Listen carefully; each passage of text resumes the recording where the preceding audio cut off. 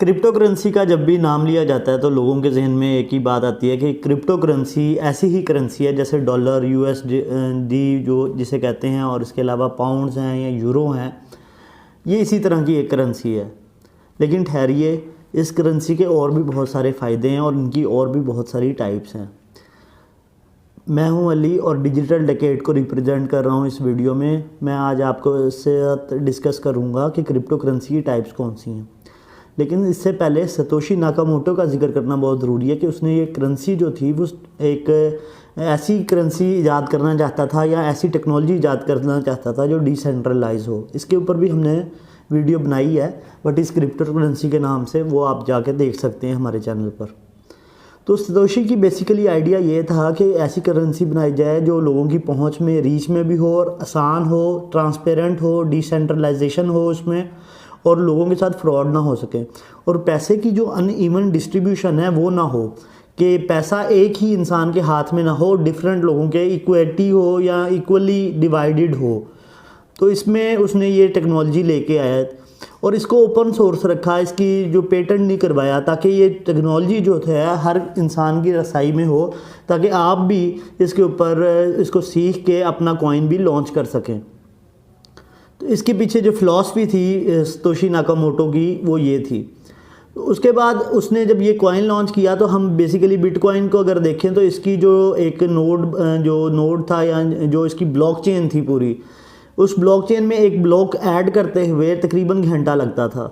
तो उसको आगे, इसको जाहिर सी बात है एडवांसमेंट आई तो एक कॉइन लॉन्च हुआ रिपल के नाम से। उसमें एक ब्लॉक बनाने में सिर्फ 4 सेकंड लगते थे। जाहिर सी बात है एडवांसमेंट का फ़ायदा यूज़र्स को भी हुआ और ब्लॉकचेन के अंदर भी रेवोल्यूशनाइजेशन लाई गई ताकि इसको और मज़ीद बेहतर किया जा सके। तो उसके बाद कॉइन्स की डिफरेंट टाइप्स आ गई मार्केट में। जैसे कि आपको बताया कि 8000 के करीब कॉइन्स मार्केट में क्रिप्टो के अवेलेबल हैं। तो हम जल्दी से स्टार्ट करते हैं पहले कॉइन से, जिस पे बात करेंगे।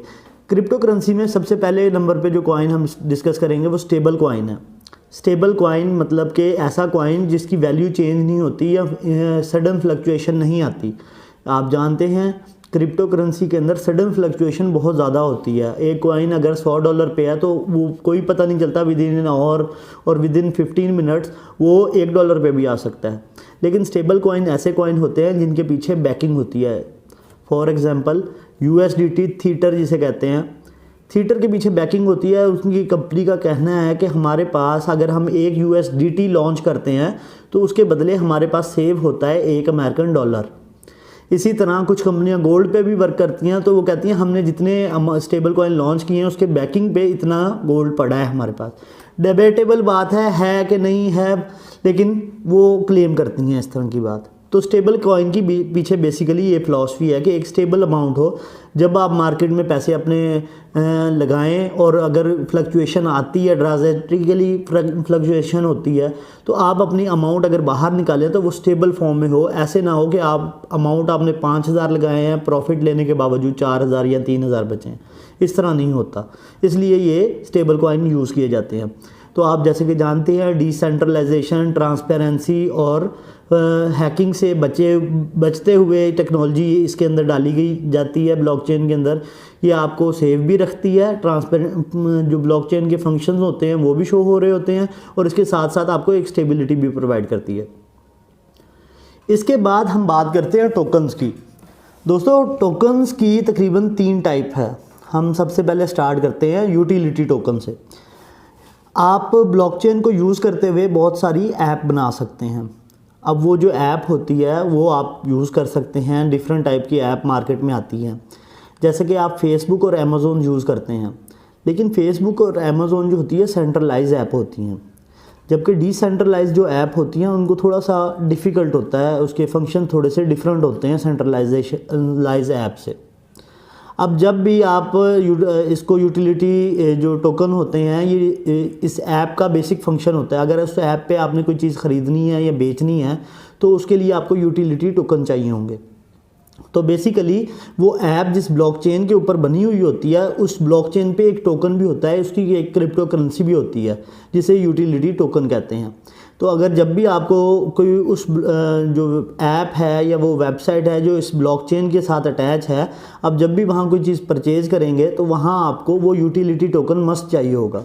इसकी एग्जांपल अगर आपको देना चाहूँ तो ब्रेव ऐप है, ब्रेव ब्राउज़र है, इसकी डी ऐप में अगर बात की जाए तो ब्रेव ब्राउज़र में जब आप भी कोई भी सर्च करते हैं, वहाँ आप कोई चीज़ परचेज़ या सेल करना चाहते हैं तो उसके लिए आपको उस ब्रेव ब्राउज़र का जो यूटिलिटी टोकन है वो चाहिए होगा।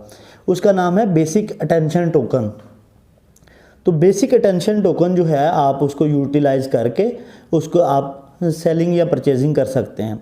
और ब्रेव ब्राउज़र का एक और भी बहुत अच्छा फीचर है कि आप अगर इस पर ब्राउजिंग करते जाएंगे तो ब्रेव ब्राउज़र आपको उतनी ब्राउजिंग के बदले आपको बेसिक अटेंशन टोकन भी रिवॉर्ड के तौर पे देता है।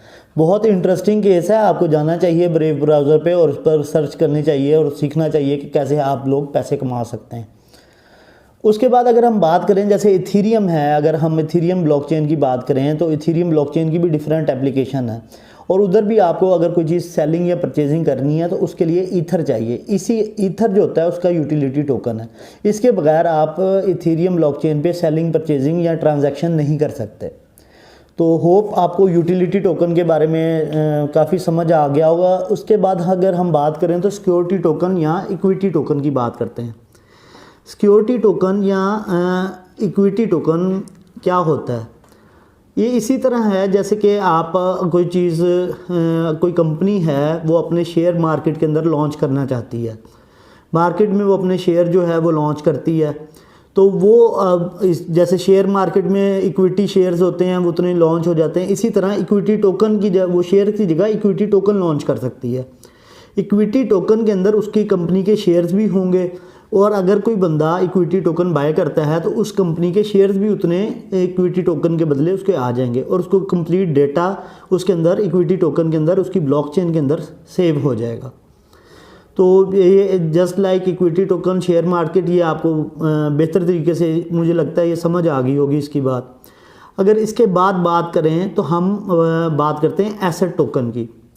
एसेट टोकन ये ऐसा टोकन होता है जिसकी बैकिंग पर रियल एसेट्स होते हैं।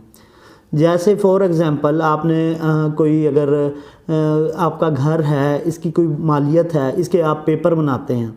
अब वो पेपर गवर्नमेंट से अप्रूव्ड होते हैं। जब पेपर गवर्नमेंट से अप्रूव्ड होते हैं, अगर आप उस पेपर को अप्रूवल पेपर को अगर आप टोकन फॉर्म में ले आएँ और उसकी ब्लॉकचेन के अंदर वो डेटा सारा फीड कर दें तो वो आपको अपने पेपर्स की ज़रूरत नहीं पड़ेगी, आपके पास जस्ट एक टोकन होगा तो वो उससे भी आपका काम चल जाएगा। मतलब कि अगर आपके पास वो टोकन है तो वो आप उस घर के मालिक हैं।